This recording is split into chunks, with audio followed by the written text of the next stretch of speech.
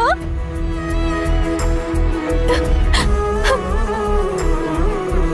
తల్లి, ఇంటికి రమ్మ, వెళ్దాము. పరిగెత్తుకో, అమ్మకి ఆయాసం వస్తుంది. అమ్మా, నేను ఇంటికి రాను. నేను ఇక్కడ ఆడుకుంటాను. నువ్వు ఇంటికెళ్ళు.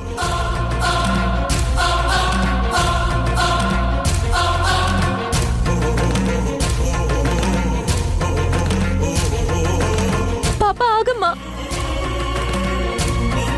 పాపా పాపా ఆగమ్మా. పాపా పాపా ఆగు.